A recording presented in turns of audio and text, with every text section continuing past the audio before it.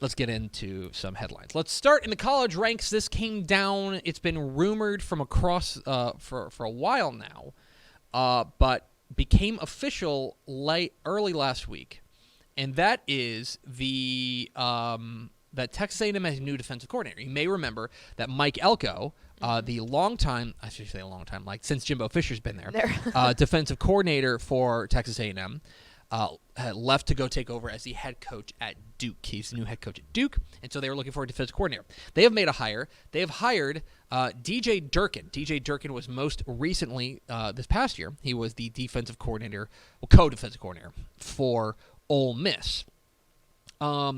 He was at one point the defensive coordinator for Florida, where he was pretty darn good. He was the defensive coordinator for a year at Michigan before taking over as the head coach at Maryland. He was the head coach at Maryland for 2 seasons.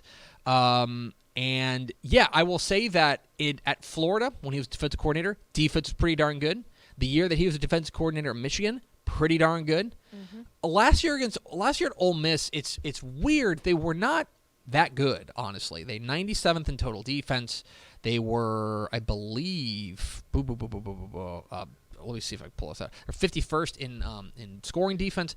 Furthermore, like the numbers, and part of it is you just got to go hire somebody, and he's got a good history. But like at Ole Miss, like the advanced analytics don't really like what they did defensively. They were 76th according to one EPA measurement, according to our friend Bill Connolly at ESPN. That Ole Miss was where was their? I'm sorry, I had it 42nd in this SP Plus measurement. So their defense was fine. I would say average last year. Yeah. At Lane Ole Miss. Kiffin is not much of a defensive guy, so that probably plays some. Sure, and part of it is also that they, their offense did score so much that, and they scored quickly that it left their defense in. I'm willing to hear that as an argument as well. We probably do need to talk about DJ Durkin, though, because there is one big part of his biography that I think is noteworthy, that I've had a lot of conversations with my buddies who are Aggies that is, it's troubling for them. The reason he is no longer the coach at Maryland was during a practice in August 2018, May 2018, it was a summer workout. A player named Jordan McNair. Jordan McNair was hospitalized after practice, showing signs of heat stroke and exhaustion while participating in a team workout, and then he later died. He was 19 years old, Jordan McNair was. They started looking into it, and Maryland started looking into it. I think it's fair to say that when you take a look at the culture there at Maryland, this was something that they, was too strenuous. He was basically, ESPN did an investigation of their own, talked about heat stroke, and his teammates and medical staff noticing an apparent seizure before 1 hour before a 911 call was placed. Another investigation into the culture of Maryland football was started after ESPN published that. They put DJ Durkin on leave. DJ Durkin was not found to be. I believe there's a civil suit. DJ Durkin was not found to be liable for the death of Jordan McNair, but DJ Durkin was fired, and DJ Durkin was, I think it's fair to say, he oversaw a program that had a pretty toxic culture. Mm-hmm. I think that's a way to put it. Now, he's a pretty darn good defense coordinator. He's a defensive mind. He's a pretty darn good recruiter. But there is that stain on him. And in having conversations with buddies of mine who are AM fans, it makes them a little icky. You know what I mean? This is a guy who, in a lot of other industries, might be blackballed. But it is, he was obviously taken in by Lane Kiffin as defensive coordinator there. Mm-hmm. Now he's going to be the defensive coordinator at Texas A&M. It makes me feel a little gross. I'll be honest. That's me. It's a moral thing. It's hard to cheer for someone with a stain like that. Professionally, he's good at his job. Right. But do you push aside? That's exactly right. Do you push aside your morals to cheer for that? And it's just, I don't know. And like I said, I've talked with buddies who are Aggies who, live and die with this program, right. And they hired DJ Durkin, and a lot of thought is like, gross. Why did it have to be him? Well, and there's been a lot of talk of like maybe Lane Kiffin's morals aren't like the epitome of that, so it doesn't surprise me. So when you go straight from that issue to Lane Kiffin to then this, what does that say about the thought was really, I think, that they were that they would prefer it had been somebody else. Like if you're Texas A&M, you've got a blank check. You can go get pretty much anybody. The conversations I've had with buddies who are Aggies have said, couldn't you have just gone get somebody who's as good as this who doesn't have this on their plate? Anyway, there's that. Another hire from A&M, I believe it was announced, or no, this has not been announced. It was reported by TXAGS that Texas A&M is they're on the lookout for a new offensive line coach. They appear to have found it in Steve Adazio. Steve Adazio was most recently the head coach at Colorado State. Before that, he was the head coach at Boston College. He's the guy who has the viral video of be like, "What's better than this? Guys being dudes." That's Steve Adazio. Steve Adazio. This is a guy morally you absolutely want to cheer for. Steve Adazio was a. I think it's fair to say he's pretty disappointing as a head coach, but he is renowned as one of the best offensive line minds in college football. There's never been a debate about that. People think that he's one of the very best offensive line coaches out there, and so Texas A&M reportedly is going to hire Steve Adazio. That is not official, but that has been reported by TexAgs as imminent. Is kind of the way they've phrased that. One other thing that kind of flew under your radar that I want to draw some attention to, and that is that UT Arlington is joining the WAC. Whack. Okay. There's a lot of what ifs here, but I want to connect some dots here. So UT Arlington is going to join the WAC as a full member. This has been kind of rumored for about 3 weeks now. It became official on Friday, I believe, Thursday or Friday. Yes. The UTA is joining the WAC. Now, UTA plays basketball. Pretty good at basketball. Really good at basketball, yeah.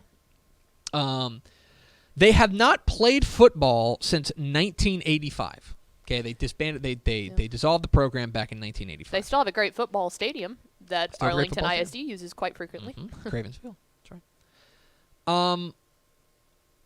Now, we have heard rumblings. There are two different rumblings that we've heard that right now are not connected.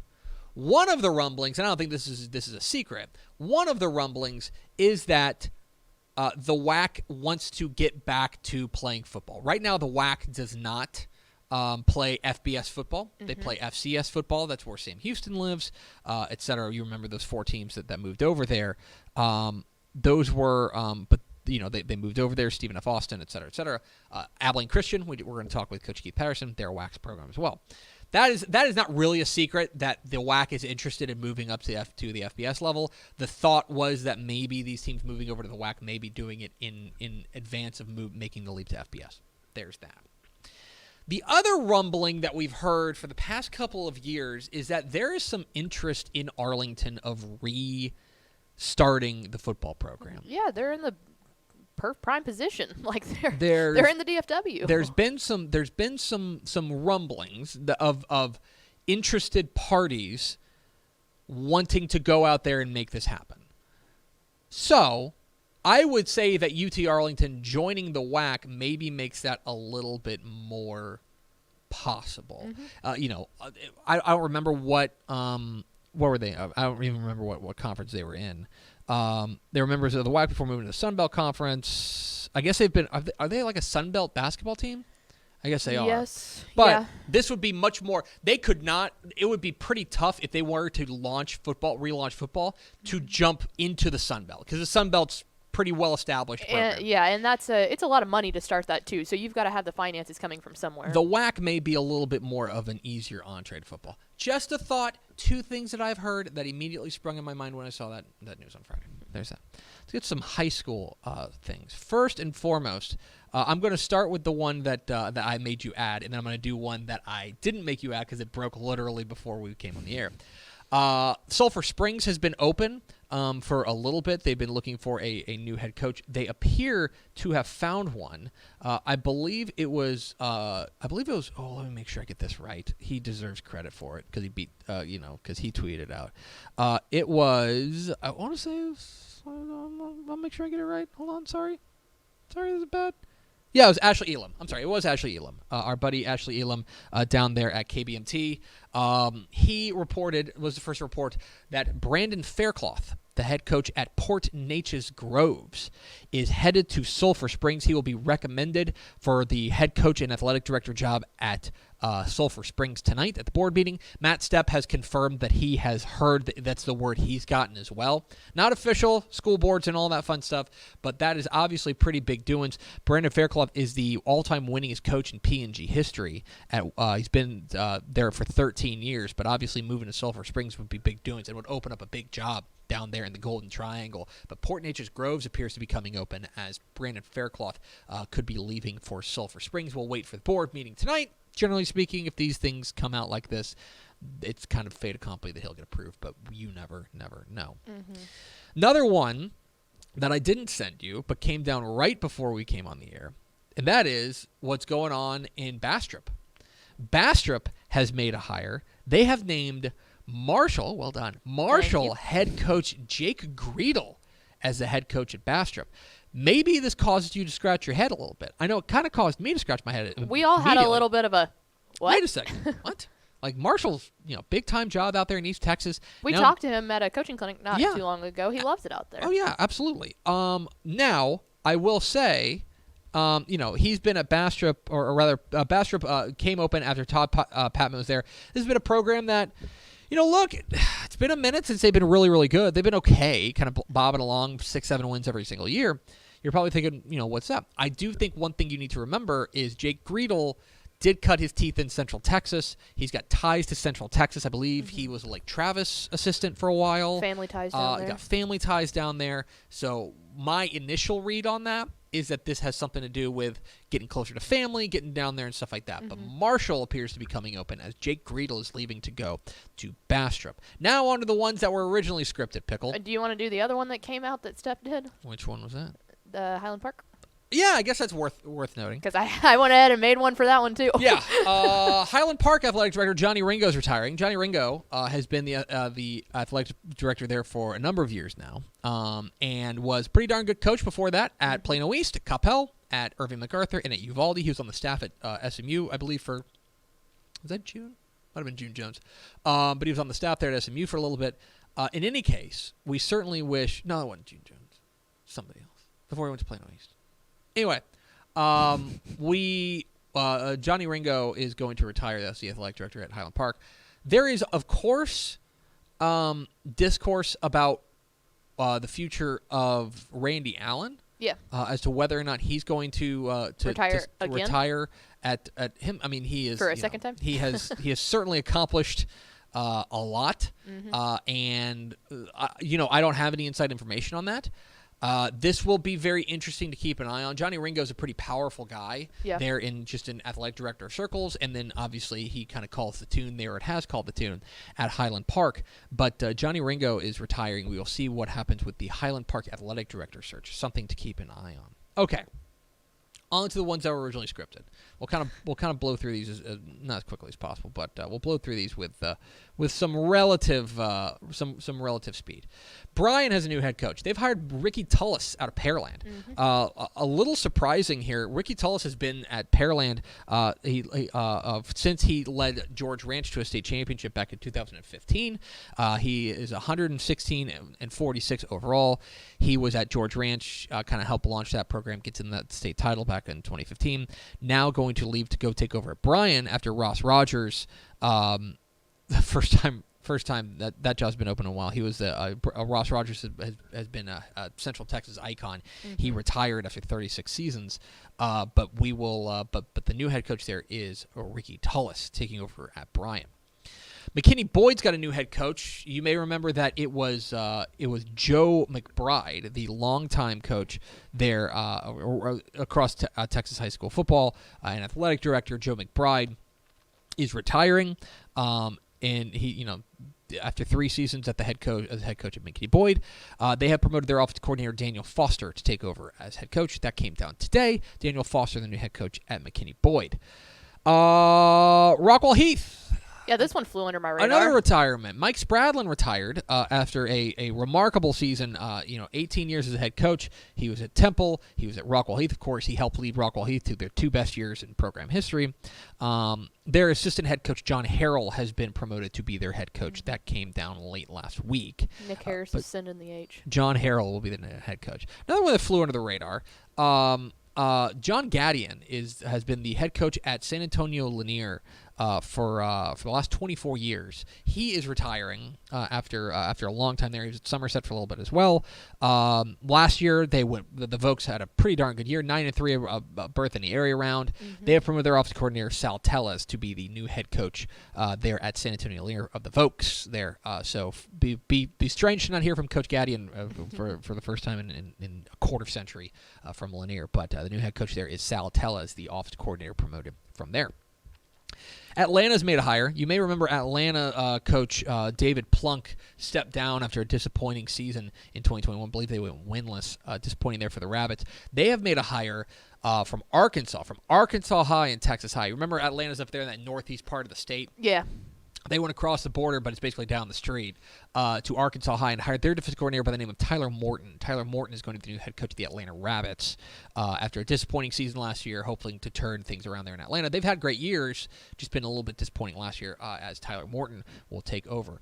Kermit's made a hire. The place that my wife is furious is not the Frogs. Yeah, maybe new head coach can get that done. But the new head coach is Lubbock Roosevelt defensive coordinator Nate Gensler. Coach Gensler was integral in leading Roosevelt to their best season in program history, all the way to the state semifinals. Their defense was remarkable all year long. He is getting his opportunity to be a head coach. He's going to go to Kermit down there at the 3A level. The Kermit Yellow Jackets, not the Frogs. The Kermit Yellow Jackets have a new head coach in Nate Gensler. And finally, this might have flown under the radar. I know it flew under my radar until I was emailed about it literally this morning. I didn't even notice this. Yeah. Let's go to the private school ranks. At Austin Hyde Park, Austin Hyde Park has named a new head coach. Their new head coach, taking over for who left that job? Chuck Peterson. Taking over at Austin Hyde Park, a gentleman by the name of Phil Dawson. Perhaps you remember the name Phil Dawson. Phil Dawson is former Texas kicker and former NFL kicker. Yeah. There he was at Texas, and then he bounced around to a few different places. The Browns, the Cardinals, the 49ers. He retired as a Brown in 2019, signed a one-day contract. He is now getting into the coaching game. He's going to be the new head coach there at Austin Hyde Park. So we have him and Jason Witten. Do we have any other former NFL coaches? Very interesting. Mike Singletary was coaching for a while. Yeah. I don't know if he still is. He is. I believe he's at Sam Houston now. Yeah, I think that's right. But in any case, yeah, big doings down there as Austin Hyde Park Baptist has named Phil Dawson, former Texas kicker and former NFL kicker, to be their new head coach. So there's some headlines from across. They'll definitely have a good kicking game. If their special teams are bad, then something is broken. Some major questions. But anyway, there are some headlines from across the state. Hey, thanks for watching this clip here on YouTube. If you like this kind of stuff and you want more of it, make sure you subscribe to our YouTube channel. And remember, you can watch us live every weekday at noon at TexasFootball.com, Facebook, Twitch, or here on YouTube. And if you want more of the best coverage of football in the state of Texas, check out TexasFootball.com and become a Dave Campbell's Texas Football Insider at TexasFootball.com/subscribe.